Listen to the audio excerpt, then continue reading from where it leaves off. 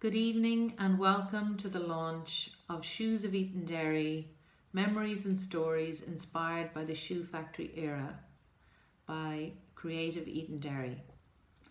My name is Veronica Nicholson and I'm a member of Creative Edenderry, which is a community arts initiative in Edenderry that was formed in 2020. So we're very excited to bring you this book. I have it here in my hand and beautifully designed and printed by Brosna Press. So normally we'd be all together, probably in the library in Edenderry, maybe having a glass of wine or at least a cup of tea and launching the book there. But of course, because of COVID restrictions, we're going to do this on Facebook. So it'll be from sort of our living rooms to your living rooms. So a few of the people who are involved in the book are going to read excerpts from the book, and I hope you enjoy. So first up, we have Ethna Quinn in conversation with Carmel Carney on the 16th of August 2020. And this story has been called Look Industrious, Girls. Good evening. Women could work in the shoe factory after marriage. However, through the 50s, 60s and 70s, many chose to leave the factory when they got married or after having their first child. Although women sometimes did similar work to the men, the women were assigned separate job titles and were paid lower wages than the men. Carmel describes her experience of being a team leader rather than a supervisor. The men were classed as supervisors, whereas my job was considered as team leading. I had to bring in a supply of shoes or boots to the machinists. Delays would mean they would lose pay, as they might be idle. It was responsible work, and it was hard, as the boots especially were very heavy, with 24 in the box. The shoe factory was set up in the town in 1935 on the site of the former Aylesbury's factory. The factory was comprised of a group of old buildings, including manufacturing sections and some office space. The factory buildings and a large gateway were situated just beyond the canal harbour. The large gateway and some of the original factory buildings remain there to this day. The factory had a limited heating system which operated in the winter months. However, no ventilation system was available for the hot summer months. The windows were small and in a Georgian style and did not provide much natural light. However, the roof and ceilings of the factory consisted mainly of glass, and thus there was an abundance of natural light. Carmel describes the working conditions in the summer and winter. First thing in the morning, it'd be hell for leather, especially in the summer. You tried to do as much work as you could, because in the afternoon you'd roast as the roof was all glass. It was like a greenhouse. If it was a good summer, you'd scorch, and there was also heat from the machines. The walls were whitewashed to reflect the heat. In the winter time, you'd freeze. The factory made a big difference to the people and businesses of Edenderry. There were few other employment opportunities for women in the area in the 60s, 70s and 80s. Changes to the social welfare system and new legislation in the 1980s instituted maternity leave and maternity benefit for the women of Ireland. Carmel continued working in the factory after she married her husband Eugene. Furthermore, after the birth of her first child, and unlike earlier employees, Carmel could and did return to work. She was able to avail of statutory maternity leave without incurring any break in her service. When Mark was born, I returned to work in the factory. Most women gave up working when they got married or had a baby. I took maternity leave, which at that time was 14 weeks, usually 4 weeks before the birth and 10 weeks after.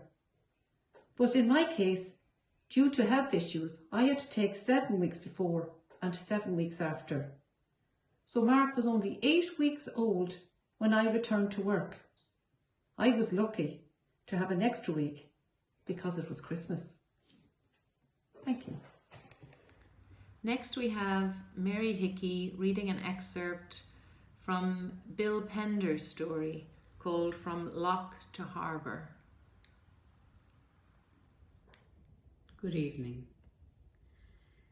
Bill lists the various rooms and departments in the factory: the clicking room, machine room, granary, track and warehouse. The clicking room workers were the best paid and most skilled in the factory, and this was the area to which most workers aspired when joining the workforce.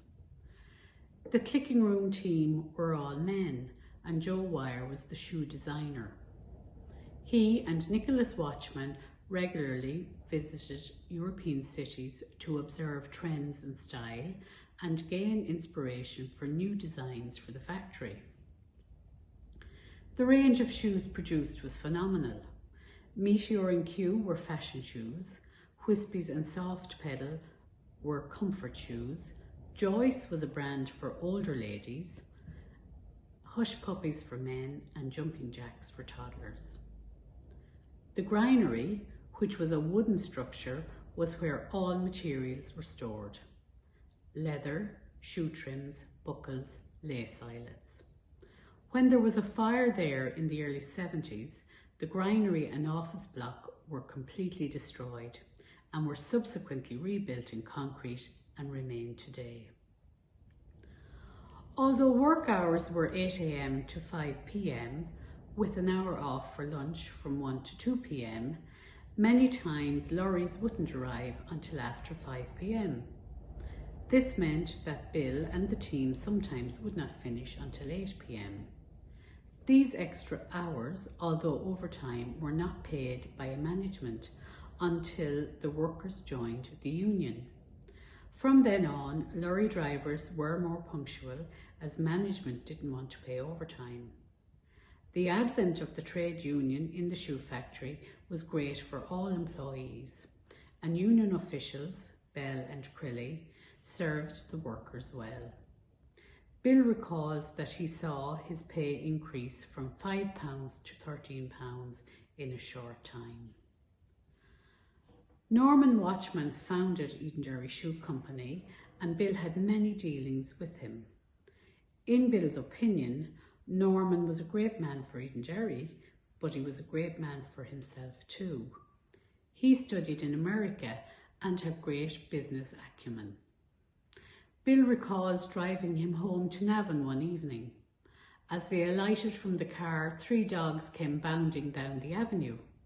Norman said to Bill, "Don't worry, Sonny, they know me." To which Bill retorted, "But they don't know me."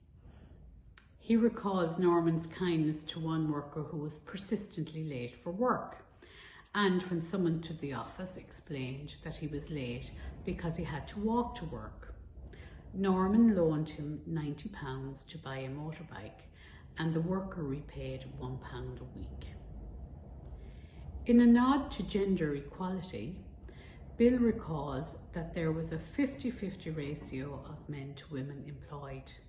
However, all management and supervisory roles were held by men, except Mrs. Crosby, who was a supervisor in the machine room, and Mrs. Brown, who was a supervisor in the shoe room. The workers in the machine room were all female. At the height of production, extra workers, all women, were bussed from Rathangan and Rochford Bridge. I'm going to continue now with the story about members of the Egyptian community that have come to live in Edenderry. One of the members of Creative Edenderry is Nesrin El-Azali, and she invited me to her home and introduced me to her husband Hassan Al-Balawan and her husband's uncle, also Hassan Al-Balawan, both of whom tell their story. A story that is a universal story, one that could be told all over the world, that of looking for a better life for yourself and your family. Hassan Uncle begins. I moved to Ireland from Egypt on the 24th of July 1999. I came to Ireland to find a better life. The opportunity for work at that time was much better in Ireland than in Egypt, for at that time there was a shortage of workers in Ireland. When I came, I just planned to come for a year.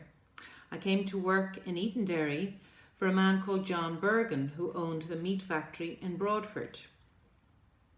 He asked me to come and work as a butcher. I'd never actually done it before, but they were short of workers and they said they would train me. I worked with him for a couple of months and he was very happy with my work. But at that time I was working illegally, so I went home and applied for a proper visa and came back. John Bergen was a very fair man and very good to work for. And eventually he actually asked me, did I know any others from my home? So I brought my brother, my nephew and my brother-in-law. And we've been working here ever since. Currently there are about 40 Egyptian families living in Edenderry, Kinnegad and Mullingar, all from my village. We come from a small fishing village about 70 kilometres from Alexandria.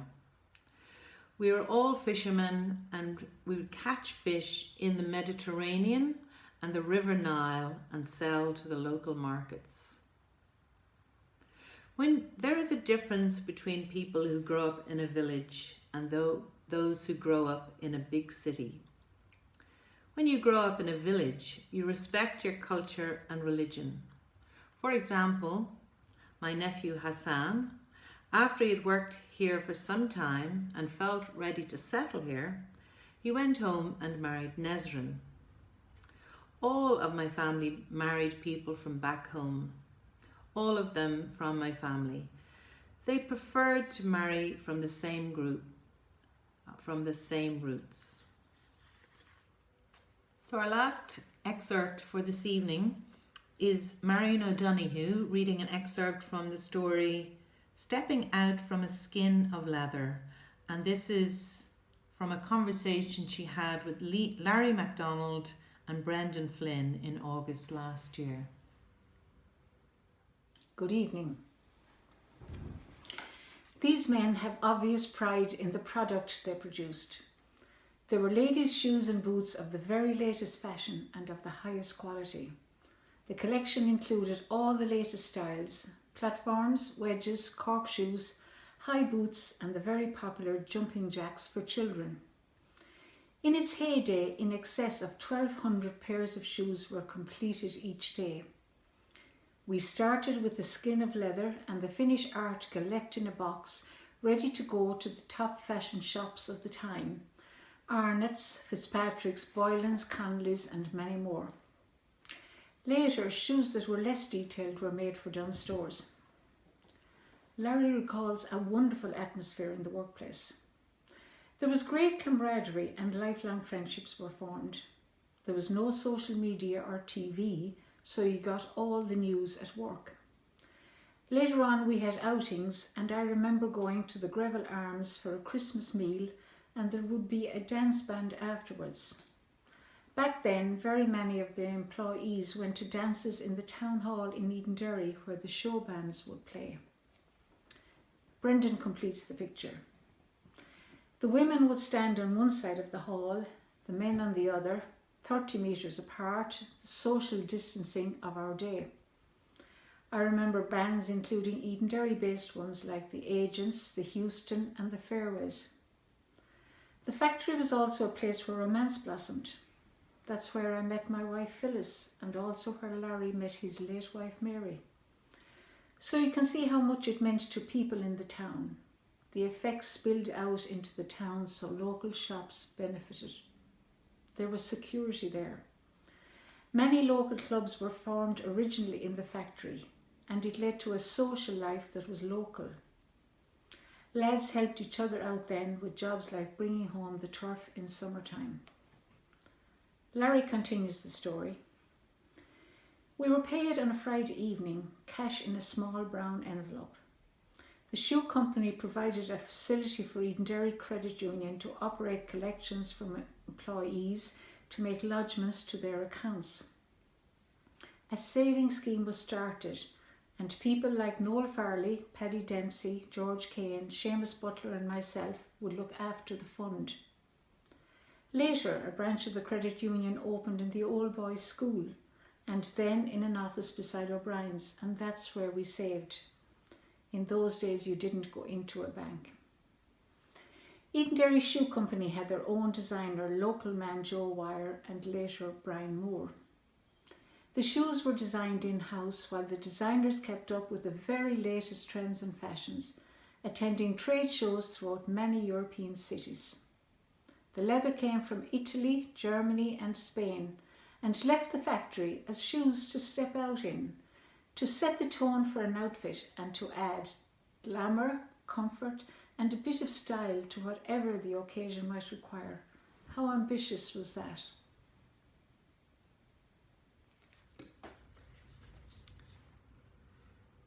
So that's it, everybody. Thanks so much for joining us, and it's a pity not to be together, but we hope you enjoy the excerpts. We'd like to thank some people. We'd like to thank Sally O'Leary and Claire Dunn from the Arts Office in Offaly County Council, and Conor O'Leary and Kevin Murphy from Voluntary Arts Ireland. We'd also like to thank our the funders, which is Offaly County Council, Galway 2020 and Creative Ireland Programme. We'd like to thank you for coming, and particularly like to thank all the people who are featured in the book and have given their time so generously and graciously. So a very good evening and good night.